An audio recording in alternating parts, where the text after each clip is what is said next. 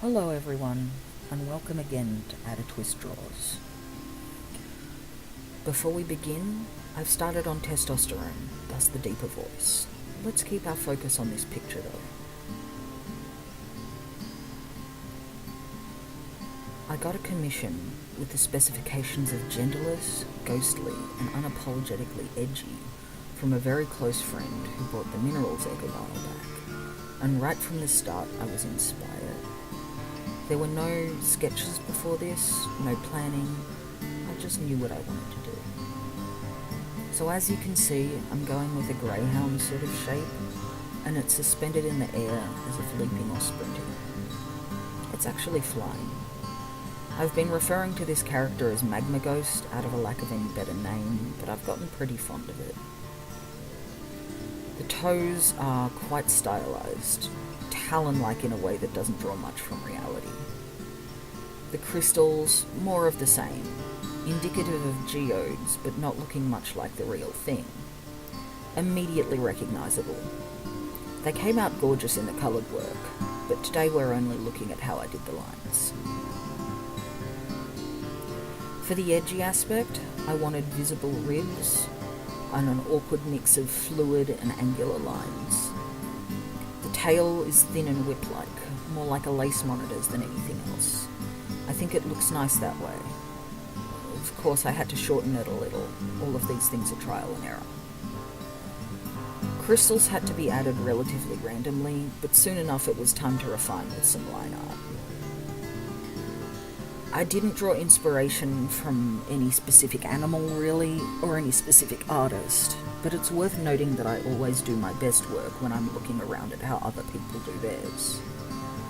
I liked Over the Garden Wall a lot, for example, so I gave this a large and eerie eye, while the visible dip under the jaw to show the throat is actually inspired by looking at horse photos. There's a lot of difficulty in drawing a mouth, especially a fictional one. With nothing to directly reference, you have to sort of guess at the shape and style of dentition. You have to guess at tooth placement too, and the tongue is hard enough to draw when you do have a reference. I figured I'd just have something dripping from the mouth later down the track anyway, and moved on to the rest of the lines. As you can see with the toes, practicing angles on one side of something and curves on the other can give a sort of fleshiness I appreciate.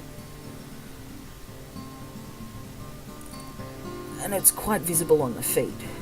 Obviously muscle bumps and skin wrinkles help too, but I tried to make sure nothing was too overwhelmingly, unrealistically smooth, and moved back to the crystals after a minute.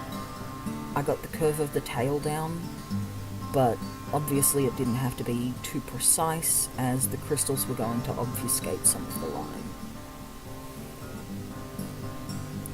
In retrospect, I probably should have used more layers for this, as erasing the lines under where the crystals jut out is a little bit awkward, but hindsight is 20/20. Again, you can see the skin wrinkling around the base of some of the crystals, as if they're growing through the skin, similar to a deer's antlers.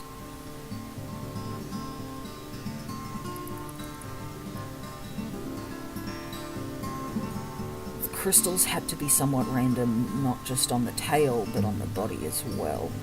Obviously, I tried to concentrate them in some areas, have smaller ones along the lower part of the back so as not to be too overwhelming or too cluttered.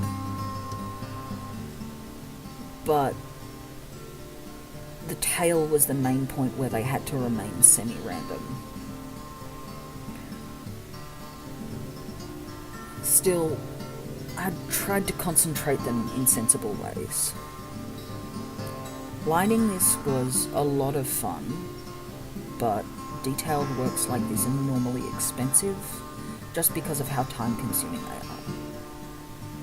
Obviously, I still take them as commissions, but the commissions are a little more expensive. Some people prefer to have something which is a little more impressionistic in order to make the most of their money.